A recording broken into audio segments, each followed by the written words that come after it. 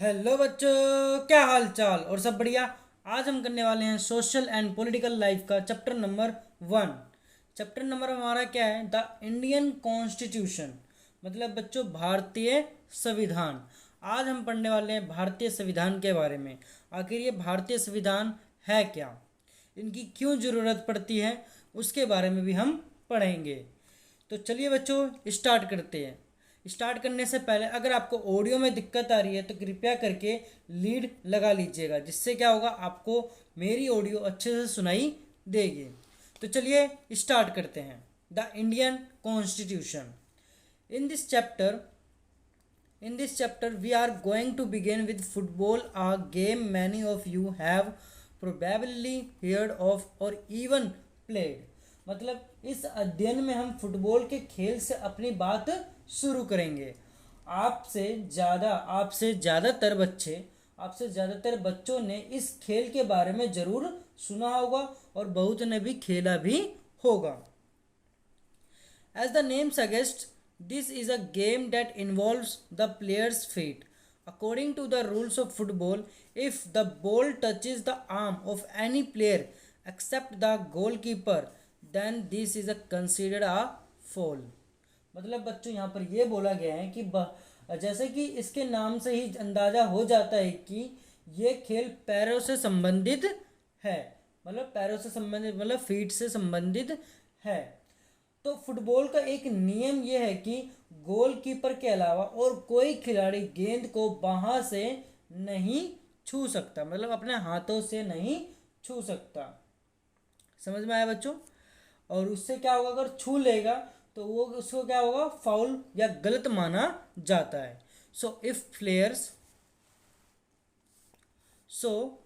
Players start holding the football in their hands and passing it around, then they are not playing football anymore. मतलब बच्चों यहाँ पर ये बोला गया है कि कहने का मतलब ये है कि अगर खिलाड़ी फुटबॉल को हाथों में लेकर एक दूसरे को थमाने लगे तो उसे दूसरे खेलों के भी कुछ कुछ तय नियम होते हैं। मतलब जैसे कि उसे फुटबॉल नहीं माना जाएगा। अगर कोई प्लेयर अपने हाथों से फुटबॉल पकड़ के लेके जा रहा है, दूसरे प्लेयर को दे रहा है, तो मतलब वो गेम फुटबॉल नहीं कहलाएगी। ठीक है बच्चों, आगे देखते हैं। Similarly other games such as hockey और cricket also have rules according to which they are played. मतलब यहाँ पर बच्चों ये बोला गया है कि जैसे कि जो हमारा जो अलग दूसरा भी गेम होता है, इसी तरह जैसे कि हॉकी या क्रिकेट आदि दूसरे खेलों के भी कुछ क्या होते हैं बच्चों, नियम होते हैं। According to their rules according to which they are played, उनके नियम भी होते हैं जो उन नियम के अकॉर्डिंग खेलते हैं। Each of this rules help define the game and help us distinguish one game from another. मतलब बच्चों ये बोला गया है इन नियमों से खेल को परिभाषित करने और अलग अलग खेलों के बीच फर्क करने में मदद मिलती है। समझ में आ रहा है बच्चों? आगे देखते हैं। As this are fundamental to the game we can also call them the constitutive rules of the game. जैसे कि ये जो हमें परिभाषित करते हैं और इनके बीच में हमें फ़र्क भी मिलता है रूल्स के अकॉर्डिंग। और इसी से क्या होता है, इन खेलों की तरह हर समाज के भी कुछ क्या होते हैं, मूलभूत नियम होते हैं। कॉन्स्टिट्यूटिव रूल्स, जिसे मूलभूत नियम कहते हैं बच्चों। ठीक है, आगे देखते हैं। उन्हीं से समाज का स्वरूप तय होता है। उन्हीं से समाज का क्या होता है बच्चों, तय होता है। मतलब ये society like this games a society also has constitutive rules that make it what it is and differentiate it from other kinds of societies. इसी से क्या होता है, उन्हीं से समाज का स्वरूप तय होता है और अलग अलग समाजों के बीच फ़र्क पता चलता है। अलग अलग समाजों के बारे में बीच में हमें फ़र्क पता चलता है। In large societies in which different communities of people live together, these rules are formulated through consensus, and in modern countries this consensus is usually available in written form. A written document in which we find such rules is called a constitution. मतलब बच्चों यहाँ पर यह बोला गया है कि बड़े समाज में कई अलग अलग समुदाय एक साथ रहते हैं, वहाँ नियमों को आम सहमति के जरिए तय किया जाता है। आधुनिक देशों में ये सहमति आमतौर पर लिखित रूप में पाई जाती है। किस रूप में पाई जाती है बच्चों? रिटन फॉर्म में, मतलब लिखित रूप में पाई जाती है। ये किस रूप में बच्चों पाई जाती है? ये लिखित रूप में, मतलब रिटन फॉर्म में पाई जाती है। जिस दस्तावेज में हमें ऐसे नियम मिलते हैं उसे हम क्या कहते हैं बच्चों? संविधान, मतलब कॉन्स्टिट्यूशन कहते हैं। कॉन्स्टिट्यूशन कहते हैं। आगे देखते हैं। मतलब हमने ये गेम की इसलिए बात करी क्योंकि गेम में क्या होता है बच्चों? नियम से होते हैं, और वही नियम के अकॉर्डिंग हमारा एक संविधान बनता है। नियम में भी, नियम का मतलब संविधान। अब संविधान में नियम नहीं होंगे तो वो फिर किस बात का संविधान है? ठीक है बच्चों, आगे देखते हैं। We have looked at the Indian Constitution in class 6th and 7th in our social and political life textbook. Have you ever wondered why we need a constitution, or been curious about how the constitution got written or who wrote it? In this chapter, we will discuss both these issues and also look at the key features of the Indian Constitution. Each of these features is crucial to the working of democracy in India, and some of this will be the focus of different chapter in this book. मतलब बच्चों इसमें यह बोला गया है कि कक्षा 6ठी और 7वीं में आपने सामाजिक और राजनीतिक जीवन की पाठ्य पुस्तक में हम भारतीय संविधान पर चर्चा कर चुके हैं। भारतीय संविधान की चर्चा हम कर चुके हैं। इन किताबों को पढ़कर क्या कभी ये सवाल आपके भीतर पैदा हुआ है कि हमें संविधान की ज़रूरत आखिर क्यों पड़ती है? हमें संविधान की ज़रूरत आखिर क्यों पड़ती है? क्या आपने ये भी जानने की कोशिश की है कि संविधान किसने, मतलब कैसे लिखा है और किसने लिखा है, किसने लिखा था? इस अध्ययन में हम इन्हीं मुद्दों पर चर्चा करेंगे और भारतीय संविधान के मुख्य बातों पर ध्यान देंगे। इस पुस्तक के विभिन्न अध्यायों में हम इनमें से कुछ बातों पर भी विशेष जोर डालेंगे। ठीक है बच्चों, आगे देखते हैं। हमारा first, why does a country need a constitution? मतलब इसका मतलब क्या हुआ बच्चों? किसी देश को संविधान की जरूरत क्यों पड़ती है? क्यों पड़ती है? Why does a country need a constitution? किसी देश को संविधान की जरूरत आखिर क्यों पड़ती है? चलिए स्टार्ट करते हैं। Today most countries in the world have a constitution. यहाँ पर बच्चों इसका ये मतलब है कि आज दुनिया के ज़्यादातर देशों के पास अपना संविधान है। कॉन्स्टिट्यूशन का मतलब संविधान। While all democratic countries are likely to have a constitution, it is not a necessary that all countries that have a constitution are democratic. मतलब बच्चों ये बोला गया है कि आमतौर पर सभी लोकतांत्रिक देशों के बारे में उम्मीद की जा सकती है कि उनके पास संविधान जरूर होगा। उनके पास संविधान जरूर होगा। ठीक है बच्चों, सब उनके पास संविधान जरूर होगा, ये हमें ये बोल सकते हैं। आगे देखते हैं। The constitution serve several purpose. First, it lay out certain ideal that form the basis of the kind of country that we as citizens aspire to live in। मतलब इसका मतलब बच्चों ये बोला कि लेकिन इसका ये मतलब नहीं है कि जिन देशों के पास अपने संविधान होते हैं वे सभी लोकतांत्रिक देश ही होंगे। मतलब यहाँ पर ये जो लाइन लिखे कॉन्स्टिट्यूशन आर डेमोक्रेटिक, अगर जिनके पास उनके पास क्या है संविधान है, ये जरूरी नहीं है कि वो क्या होंगे लोकतांत्रिक होंगे, मतलब डेमोक्रेटिक कंट्री होंगे। डेमोक्रेटिक कंट्री मतलब क्या होता है बच्चों? Of the people, by the people, for the people.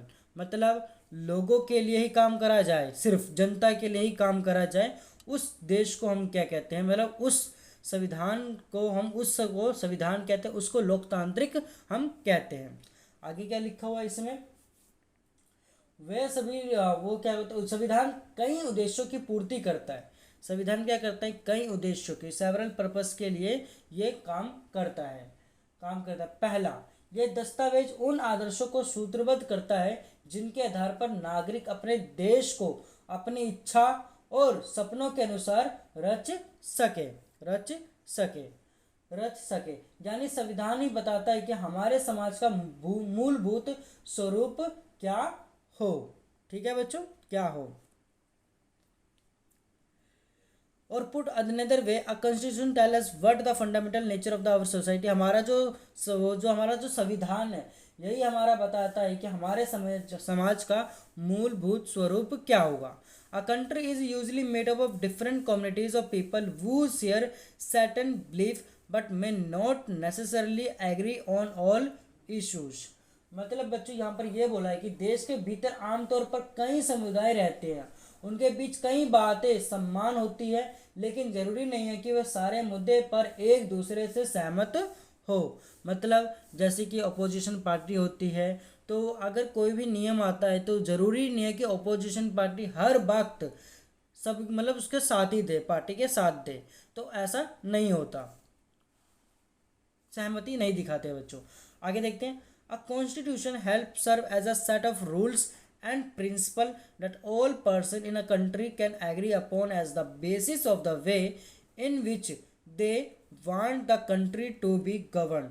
This include not only the type of government but also an agreement on the certain ideals that they all believe the country should uphold। यहाँ पर बच्चों इसका ये मतलब है कि जिसको एक देश के सभी लोग अपने देश को चलाने की पद्धति के रूप में अपना सकते हैं। इसके जरिए वे न केवल ये तय कर सकते हैं कि सरकार किस तरह की होगी, बल्कि उन आदर्शों पर भी एक साझी समझ विकसित करते हैं जिनकी हमेशा पूरे देश में रक्षा की जानी चाहिए। हम आइडियल्स किसे कहते हैं? आदर्शों को। हमारे आदर्श क्या हैं, उसके ऊपर हम पूरा जो देश है वो पूरा साझा समझ कर विकसित कर सकते हैं। उसमें हमारा पूरा देश में रक्षा की जानी चाहिए इस चीज के बारे में। आगे देखते हैं।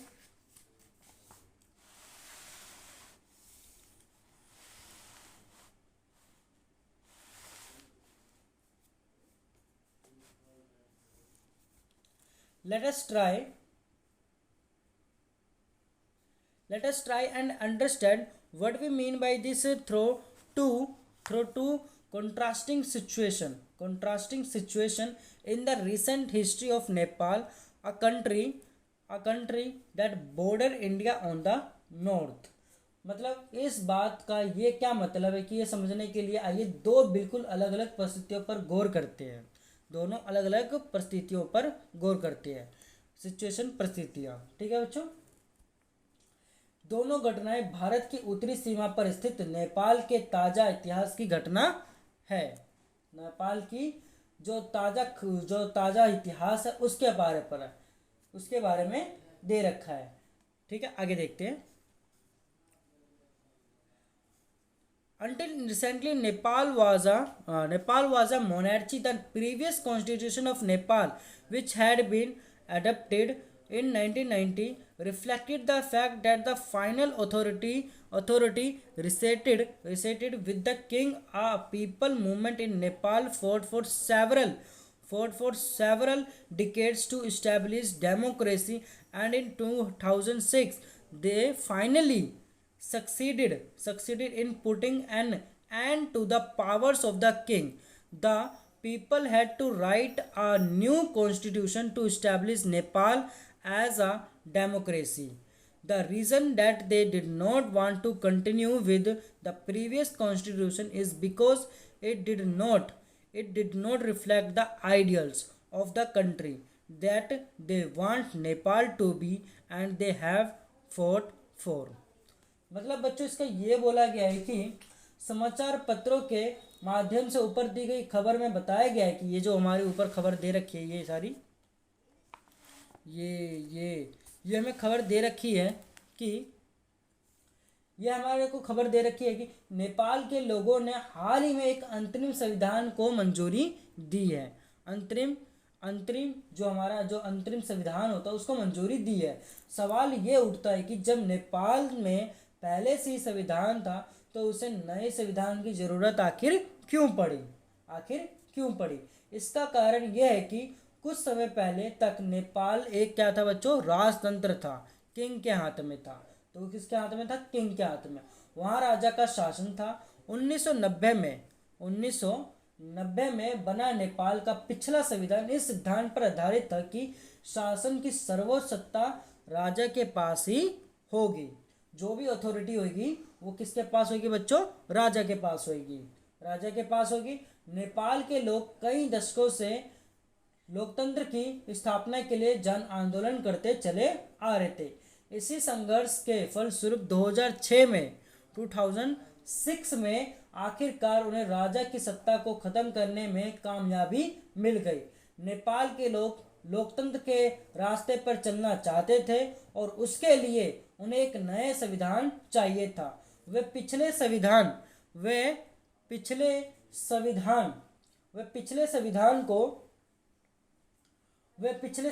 को इसलिए नहीं अपनाना चाहते थे क्योंकि उसमें वे आदर्श नहीं थे जो वे नेपाल के लिए चाहते थे और जिनके लिए वे लड़ते रहे थे।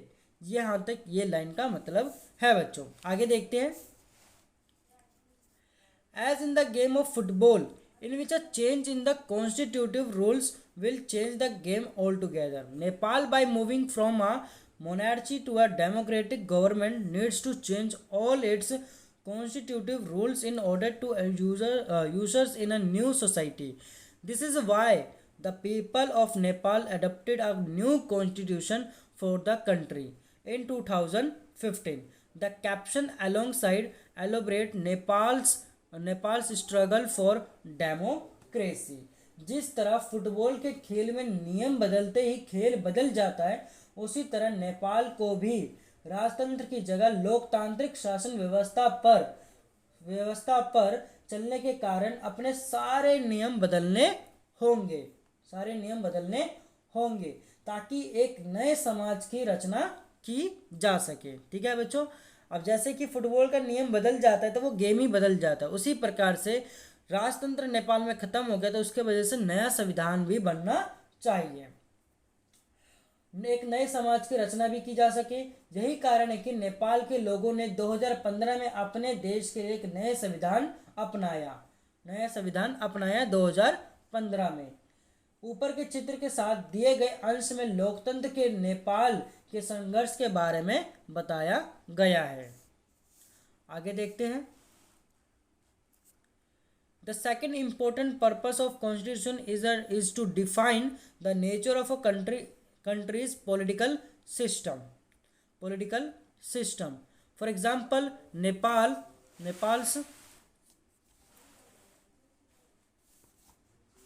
Nepal's earlier constitution stated that the country was to be ruled by the king and his council of ministers. In countries that have adopted a democratic form of government or polity, the constitution play a crucial role in laying out certain important guidelines that govern decision making within these societies. मतलब बच्चों इसमें यह बोला गया कि संविधान का दूसरा मुख्य उद्देश्य होता है कि देश की राजनीतिक व्यवस्था को तय करना। नेपाल के पुराने संविधान में कहा गया था कि देश के शासन की बागडोर राजा के हाथ में होगी और मंत्रिपरिषद के हाथ में रहेगी। जिन देशों ने लोकतांत्रिक शासन पद्धति या राज्य व्यवस्था चुनी है, वहाँ निर्णय प्रक्रिया के नियम तय करने में संविधान बहुत अहम भूमिका अदा करता है। बहुत अच्छा ये करता है हमारा संविधान। ठीक है बच्चों। गुड डिसीजन या गवर्न डिसीजन मेकिंग ये हम कह सकते हैं यहाँ पर। आगे देखते हैं। In a democracy we choose out leaders so that they can exercise power responsibly on our behalf.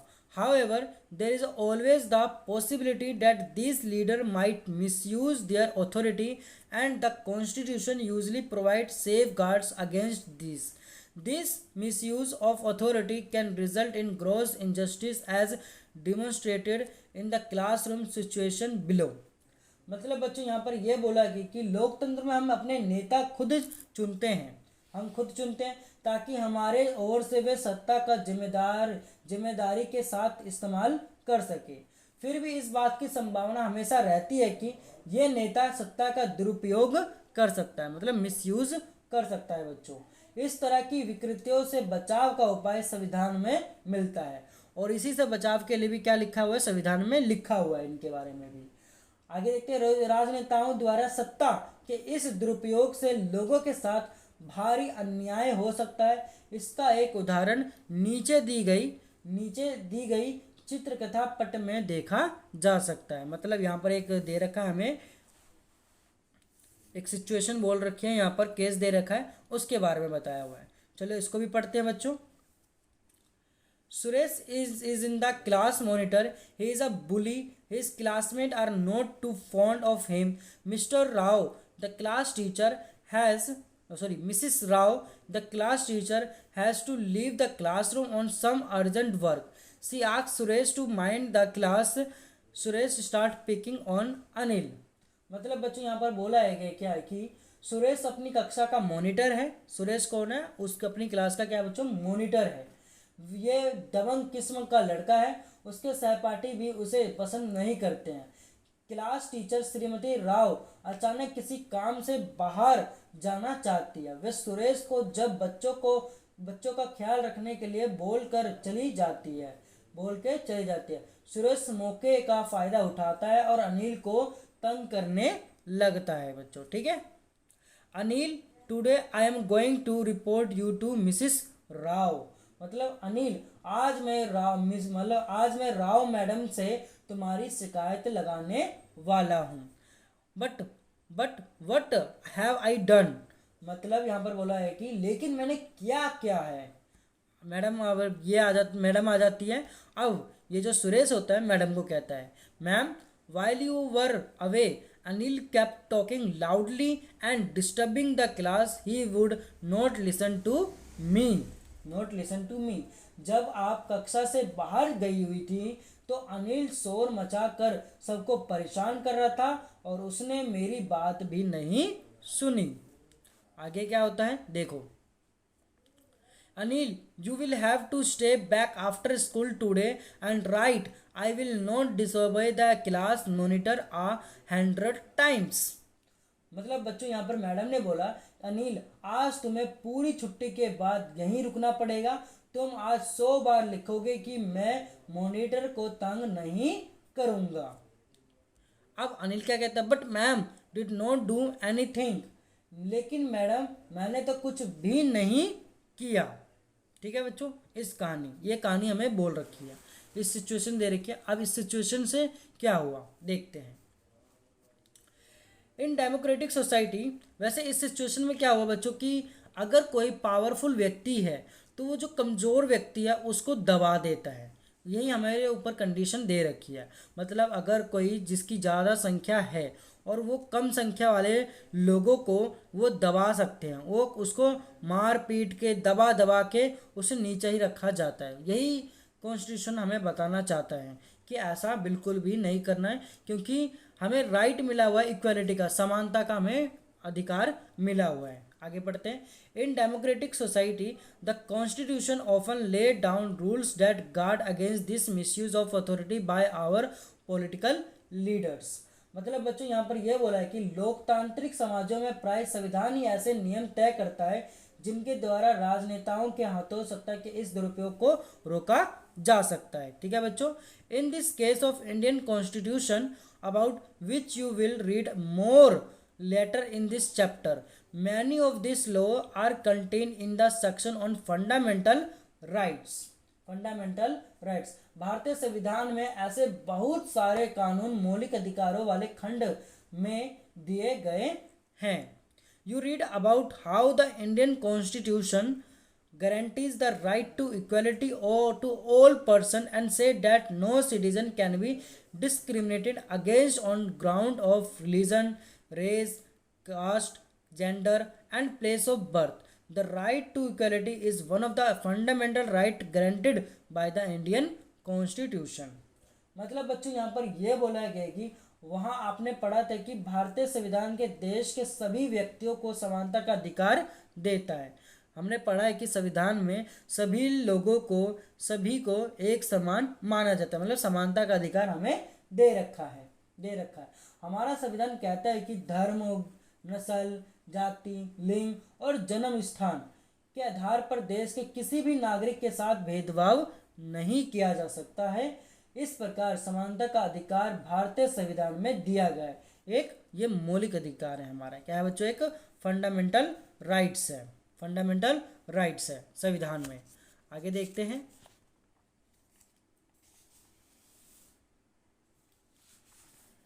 आज की वीडियो के लिए बस इतना ही रहने देते हैं बच्चों। इंडियन कॉन्स्टिट्यूशन से अगली वीडियो में उसका आगे कवर करेंगे। अगर बच्चों आपको यहाँ तक अच्छे से समझ में आ गया है तो चैनल को सब्सक्राइब कर देना और बेल आइकन दबा देना। हम आगे वीडियो को पार्ट 2 में कवर करेंगे। बस इस वीडियो में इतना ही। धन्यवाद।